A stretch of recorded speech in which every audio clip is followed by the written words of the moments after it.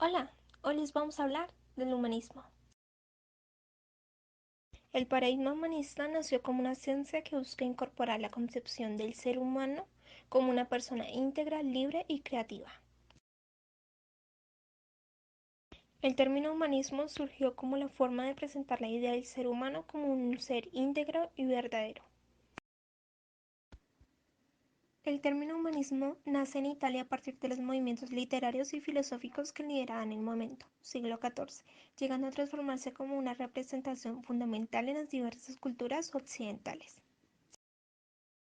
Alemania en el siglo XIX se convierte en la cuna del humanismo, ya que durante el periodo existente entre la Primera y Segunda Guerra Mundial se vivía la tensión de la posguerra.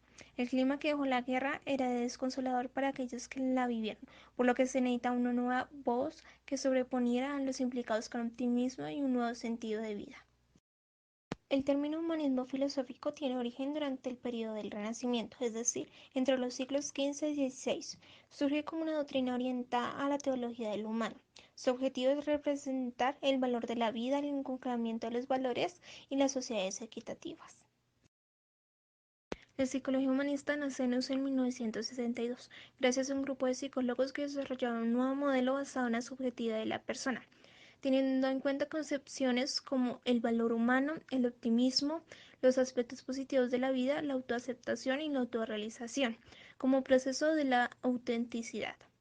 Conceptos. Ser humano. El ser humano no es considerado como un ser libre de tomar decisiones, creativo, con valores y orientado por sus metas. Sentido de vida. Son aquellos propósitos que guían y orientan a la persona. Sí mismo, imagen que la persona tiene de sí misma. Vacío existencial. El contrario del sentido de vida, este vacío consiste en no poder encontrar aquel propósito de vida. El yo ideal. Lo que los demás creen que soy. El yo, lo que creo que soy. El yo real, lo que realmente soy. Ahora vamos a hablar de las características del humanismo. Esta corriente rechaza el método científico, puesto que ellos creen que el universo es una máquina autosuficiente y autosustentable. El hombre, a través de la incorporación de su entorno social, produce que la persona sea consciente de su realidad y a su vez cree una visión propia de su mundo. El ser humano, al interactuar con su entorno, hace que tenga relaciones complejas y aprenda de estas. La psicología humanista tiene una concepción más que todo centrada en los problemas y no se preocupa por la metodología, puesto que un método muy objetivo es de poca importancia, puesto que le resta importancia a la vida humana.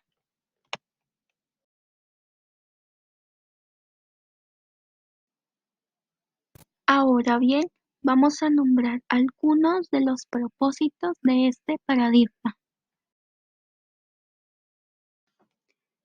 En un primer propósito está facilitar el autoconocimiento y la autorrealización de la persona para reconocerse.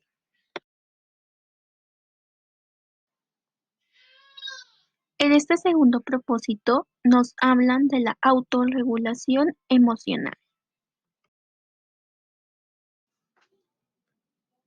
En el tercer propósito está orientar a la identificación del sentido de vida de la persona. Y como cuarto propósito se encuentra suplir las necesidades propuestas por la pirámide de Abraham Maslow. Durante mucho tiempo la psicología se estuvo centrando en el estudio de las funciones del hombre, mas no en el significado propio del mismo, dando una representación incompleta de su esencia. Por tanto, dejaba de lado todo aquello que lo identificaba como persona, es decir, su creatividad, su forma de amar, su autonomía, conciencia y sus propios propósitos de vida, determinándolo como un ser mecanicista. Debido a esto, la psicología nace como una tercera fuerza de esta, la cual tiene sus bases de acuerdo al enfoque sistémico. A pesar de ello, el enfoque humanista mantiene fuertes críticas hacia este. El humanismo es una forma de pensar e idealizar al hombre y todos aquellos factores con los que él media. A continuación, veremos los autores que se han destacado dentro del humanismo. Aquí tenemos ahora a Maslow, quien se enfoca en la autorrealización entendida como la adquisición hacia la satisfacción de necesidades superiores y estructuración del mundo a partir de los propios análisis y valores, rechazando teorías de la motivación y en base a aquella satisfacción crea la pirámide de necesidades.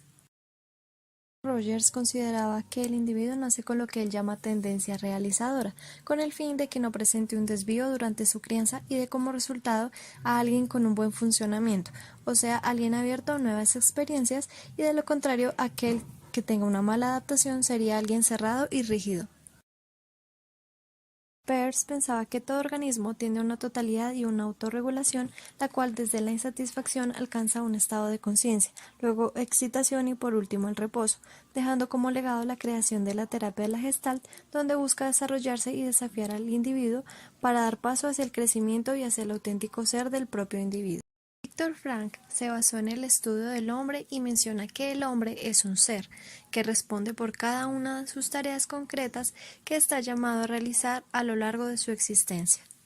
Erich Fromm desarrolla la combinación del psicoanálisis con el humanismo y plantea que el hombre dispone por un lado de una conciencia de sí mismo y por el otro de razón, es decir, de la capacidad de reconocer el ser de las cosas y no solo su objeto. En el humanismo encontramos las siguientes terapias. La primera es la logoterapia, la cual se centra en el significado de la existencia humana, así como en la búsqueda de dichos sentidos por parte del hombre. De acuerdo con la logoterapia, la primera fuerza motivante del hombre es la lucha por encontrar un sentido a su propia vida. Por esto se habla de voluntad, de sentido, en contraste con el principio de placer. Bienestar. Esta terapia se interesa más por la experiencia presente que por las del pasado. Se enfoca en la noción de la autorregulación del organismo, en que cualquier organismo sano es capaz de detectar para permanecer fuertes, equilibradas y crecidas, o bien se interrumpen y toman fóbicas al contacto, con lo cual pierden vitalidad, espontaneidad, capacidad de expresión y van acumulando asuntos inconclusos. Psicoterapia transpersonal se refiere a lo espiritual, entendido por espiritual algo que no se basa en creencias religiosas o credos, sino que hace referencia al grado de amor y expansión de conciencia que un ser humano ha alcanzado a lo largo de la vida. De este modo, la terapia transpersonal significa más allá de la persona, considera a la terapia como un viaje acompañado.